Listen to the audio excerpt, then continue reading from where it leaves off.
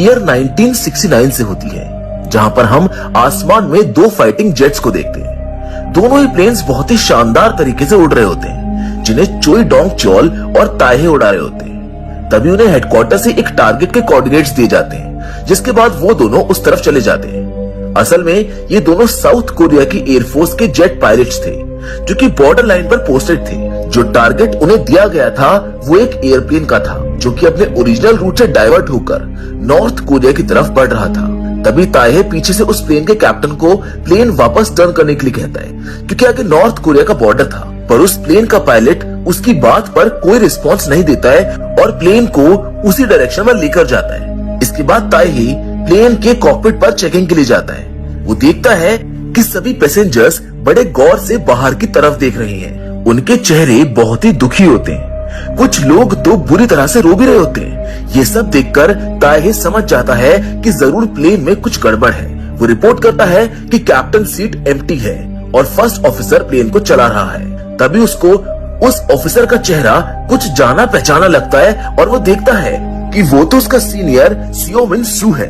वो सियो मिन सू को नाम से बुलाता है और उसको प्लेन वापस टर्न करने के लिए कहता है, पर मिन सू उसकी तरफ देखकर ना में अपना सर हिलाता है। जिसके बाद हेडक्वार्टर से ताइहे को उस प्लेन के इंजन में फायर करने का ऑर्डर दिया जाता है, ताकि गलती से भी वो प्लेन नॉर्थ कोरिया में लैंड ना हो जाए। असल में उस प्लेन को हाईजैक कर लिया गया था, जिसकी वजह से सियो मिन सू उसे वापस टर्न नहीं कर पा रहा था।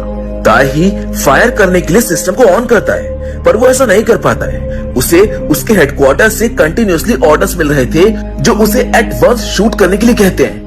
पर ताइहे कहता है कि वो एक पैसेंजर एयरक्राफ्ट है और इंजन में शूट करने पर अगर फ्यूल ने आग पकड़ ली तो सब पैसेंजर्स मारे जाएंगे। उसे कंटिन्यूअसली शूट करने के ऑर्डर्स मिलने के बाद भी वो शूट नहीं करता है और वो एयरक्राफ्ट नॉर्थ कोरिया की टेरिटरी में पहुंच जाता है। बेस पर वापस जाने पर air force flight commander जैंग young von उन दोनों पायलट्स को अपने केबिन में बुलाता है और बताता है कि आज उनकी वजह से उनकी कंट्री के 51 लोग नॉर्थ कोरिया चले गए हैं। जैंग यंग हुआ ताइहे से पूछता है कि क्या उसके लिए एक एयरक्राफ्ट पर शूट करना इतना मुश्किल था, जिस पर ताइहे बताता है कि वो प्लेन हाईजैक था। ये सुनकर कमांडर कहता है कि उस प्लेन से ऐसा कोई सिग्नल रिसीव नहीं हुआ था। जिसके बाद वो उसको अगले 1 मिनट में उसे एक कन्विंसिंग एक्सक्यूज देने के लिए कहता है, जिस पर ताइहे कहता है कि हम सब सियो मिन सू को जानते हैं, वो कभी भी अपनी कंट्री को धोखा नहीं देगा और वो सभी लोग अब भी जिंदा हैं। अगर गवर्नमेंट उसे नेगोशिएट करेगी तो शायद सब वापस आ जाएंगे। ये सब सुनकर कमांडर ताइहे को ये बताने के लिए कहता है कि उसका इंजन उस वक्त काम नहीं किया, जिस पर वो अग्री नहीं करता है। इससे कमांडर उस पर बहुत गुस्सा हो जाता है और उसे डिस्चार्ज पेपर साइन करके निकाल देता है और साथ ही में चोई डोंग चोल को भी 1 मंथ के लिए सस्पेंड कर दिया जाता है। जाते वक्त कमांडर ताइहे से कहता है कि उसके एक भावनात्मक डिसीजन से आज वो 51 लोग और उन सभी के परिवार उसकी उम्मीद से कई ज्यादा सफर करेंगे। एयरफोर्स से निकाले जाने के बाद जब ताइहे अपनी वाइफ मून यंग और फैमिली के साथ घर आता है तो वो देखता है कि उसके गेट पर बहुत से लोगों ने देशद्रोही लिखा होता है। जिसके बाद वो अपनी फैमिली के साथ साथ सियो मिन सू की फैमिली का भी ध्यान रखता है, क्योंकि वो उसका फर्ज था।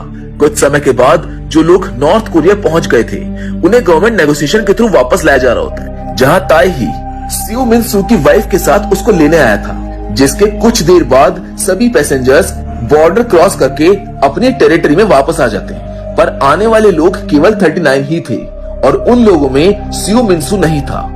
जब ताइहे ने इस बारे में ऑफिसर्स से पूछा तो उन्होंने बताया कि बाकी लोगों के रिटर्निंग को नॉर्थ कोरिया की गवर्नमेंट ने मना कर दिया है, जिसका मतलब था कि अब वो लोग कभी यहाँ पर नहीं आ पाएंगे।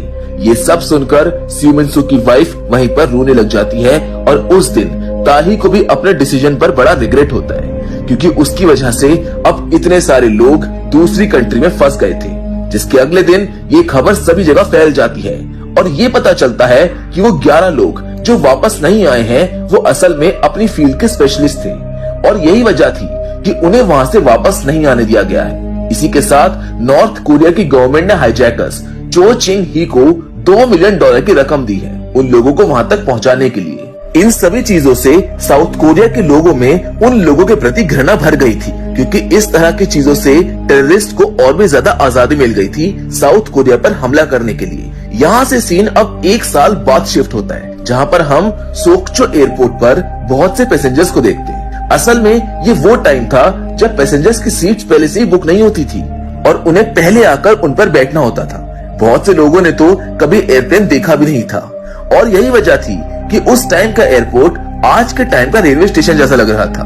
वहीं हम ताही को देखते हैं जो अब फर्स्ट ऑफिसर की सीट पर बैठा होता है और एयरप्लेन चला रहा होता है। असल में ताही ने एयरफोर्स को छोड़कर अब एक सिविलियन प्लेन चलाने की जॉब कर ली होती है, मतलब कि अब वो एक कमर्शियल पायलट बन गया है, पर उसको अभी भी फर्स्ट ऑफिसर की जगह ही मिली थी, इसीलिए उसे कैप्टन के अंडर में काम करना पड़ता है और उसने आज तक कभी खुद एक प्लेन की लैंडिंग भी नहीं कराई थी।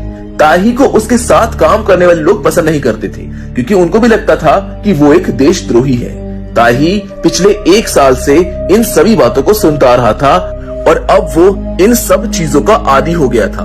उस दिन उन्हें सोक्चो एयरपोर्ट से फ्लाइट को गिम्पो यानी कि सियोल लेकर जाना था।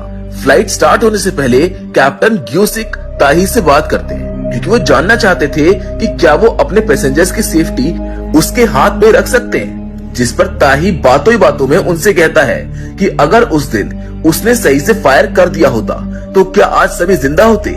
जिस पर ग्यूसिक कहता है कि फर्क हमारे डिसीजन से नहीं रिजल्ट से पड़ता है क्योंकि सब लोग सिर्फ वही देखते हैं। जिसके कुछ देर बाद गेट ओपन होता है जिसके खुलते ही सभी लोग मैराथन के जैसे भागने लगते हैं क्योंकि हर कोई अपनी मनपसंद सीट पर बैठना चाहता था और इसी के चलते सभी में अफरा तफरी मच जाती है। इसी बीच एक लेडी अपने चिकन को साथ लेकर आती है जिसको देखकर सभी उस चिकन को निकाल देने के लिए कहते हैं, पर वो लेडी नहीं मानती है। प्लेन में से इतनी आवाजें सुनकर ताही केबिन से निकलकर देखने आता है जहां एयर होस्टेस उस लेडी को अपना चिकन बाहर छोड़ने के लिए कह रही होती है और साथ ही सारे पैसेंजर्स भी ऐसा ही कर रहे होते हैं। पर ताही उस लेडी को अपना चिकन हाथ में लेकर बैठने के लिए कहता है, जिसके बाद वो वापस अपने केबिन में चला जाता है। जिसके कुछ देर बाद एक पैसेंजर सिगरेट स्मोक करके उसको हवा में उड़ा रहा होता है, जिस पर एयर होस्टेस उसे एस्ट्रे यूज करने के लिए कहती है। धीरे धीरे प्लेन रनवे पर से जाता है और एयर होस्टेस सभी पैसेंजर्स को उनकी सीट बेल्ट फासन करने के लिए कहती है। कुछ ही देर में प्लेन टेक ऑफ करता है और सभी पैसेंजर्स के साथ एयर होस्टेस भी अपनी सीट पर आराम से बैठ जाती है। ये दिन है 1 जनवरी 1971 का, जहाँ टाइम हो रहा है दोपहर में 1:07। उस प्लेन में एक म्यूट लेडी भी होती है जो साइन लैंग्वेज में अपने बेटे को बोल रही होती है कि सभी हाउसेज यहाँ से कितने छोटे लग रहे हैं। उसको देखकर सभी पैसेंजर्स उनकी बातें करने लगते हैं जो उसके बेटे को काफी एम्बैरेसिंग लगती है और वो उसको शांत रहने के लिए कहता है। बहुत से पैसेंजर्स पहली बार प्लेन में बैठे थे और वो पहली बार बादलों को देखकर बहुत खुश होते हैं। जिसके कुछ देर बाद वो लेडी जिसके पास चिकन था उसका चिकन एक एग देता है जिससे वो बहुत खुश हो जाती है।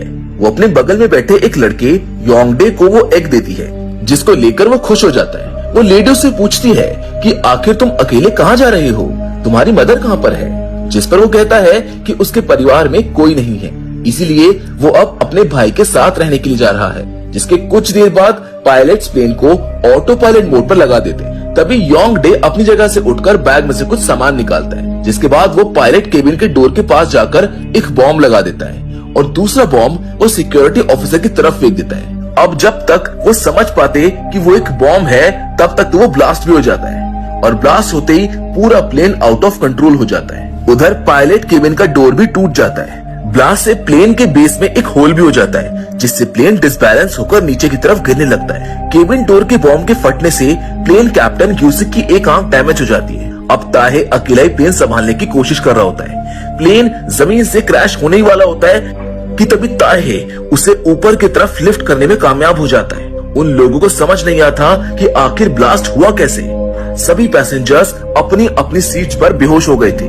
तभी योंगडे पायलट केबिन में जाता है और ताहे को बॉम्ब दिखाकर अपने ऑर्डर्स फॉलो करने के लिए बोलता है। वो उन लोगों को ओशन की तरफ चलने के लिए कहता है, जिस पर ताहे पहले पैसेंजर स्टेटस चेक करने के लिए बोलता है और कैप्टन के हाथ में प्लेन देकर पीछे चला जाता है। वो देखता है कि प्लेन में एक बड़ा सा होल हो गया है जिसे वो कुछ लगेज से कवर करता है और साइड में बैठे पैसेंजर्स को उस पर पैर रखने के लिए कहता है।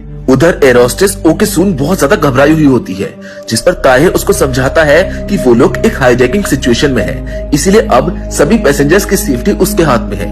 वो सिक्योरिटी ऑफिसर की मदद करता है और एक पैसेंजर जिसकी हालत बॉम्ब ब्लास्ट के कारण काफी खराब हो गई थी उसको फर्स्ट एड देता है। बाकी सभी पैसेंजर्स को भी फर्स्ट एड दिया जाता है।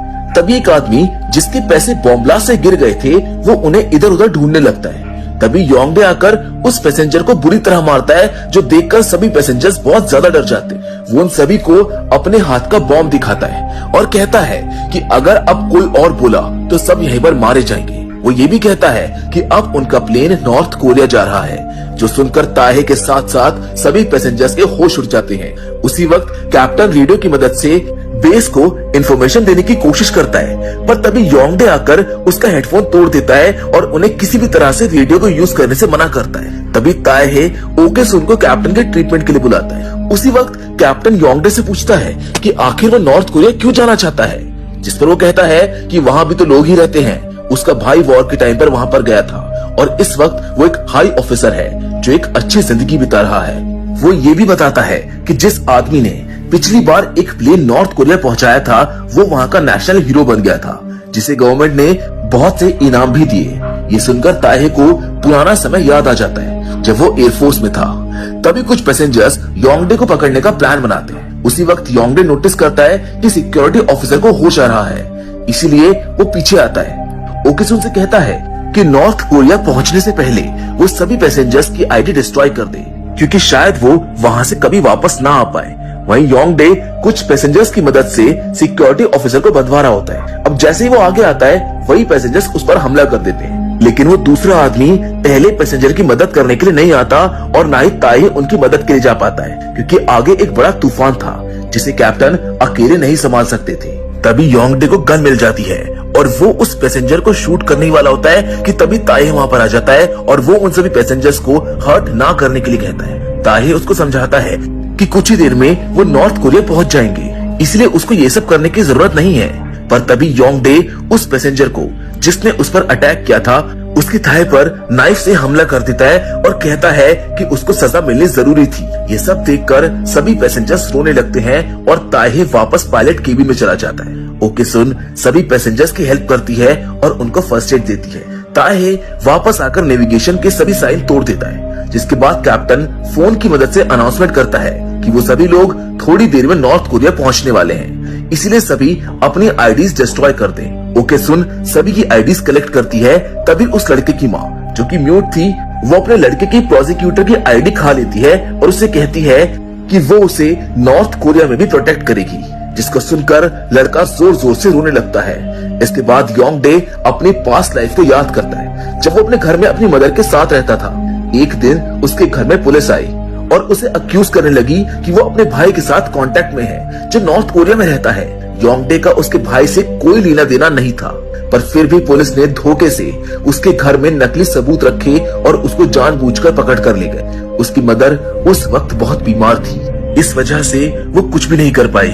कुछ समय बाद जब वो वापस घर आया तो उसने देखा कि उसकी माँ भूख की वजह से मर चुकी थी और उनकी बॉडी भी वहाँ पड़े पड़े गल रही थी। उसके भाई के नॉर्थ कोरिया चले जाने की वजह से उसने बचपन से ही बहुत टॉर्चर सहे थे, इसीलिए अब वो वहाँ से जाना चाहता था।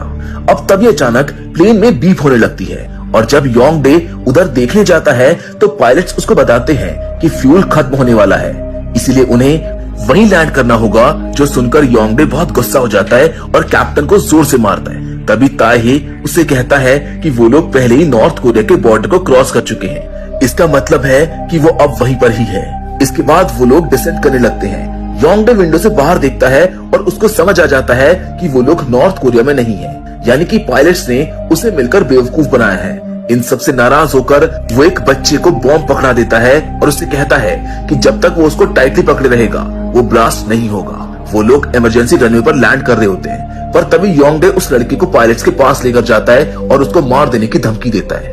इसी वजह से ताही को वो प्लेन एक बार फिर से फ्लाई करना पड़ता है। सभी पैसेंजर्स बहुत ही ज्यादा घबराए हुए थे और तभी योंगडे एक बुलेट ताही के पैर पर फायर करता है और कहता है कि अगर वो नॉर्थ कोरिया नहीं पहुंचे तो अगली बुलेट उसके सर पर होगी। इसके बाद योंगडे ताही को बताता है कि वो अपने स्कूल का टॉपर था, पर उसके प्रिंसिपल ने उसको कहा कि ये उनके लिए शर्म की बात है। वो पढ़ लिख कर एक बड़ा आदमी बनना चाहता था, उसने कभी कोई गलत काम नहीं किया, पर साउथ कोरिया के लोगों के टॉर्चर की वजह से अब वो नॉर्थ कोरिया जाकर हीरो बनेगा। ये सुनकर ताहे उसको समझाता है कि अगर ऐसा है तो वो भी उसके साथ नॉर्थ कोरिया चलने के लिए रेडी है, पर उन्हें उन पैसेंजर्स को वहीं पर ड्रॉप कर देना चाहिए, क्योंकि अगर वो नॉर्थ कोरिया चले गए तो उनकी फैमिलीज भी वैसे ही सफर करेंगी जैसे कि उसने किया है। ये सब सुनकर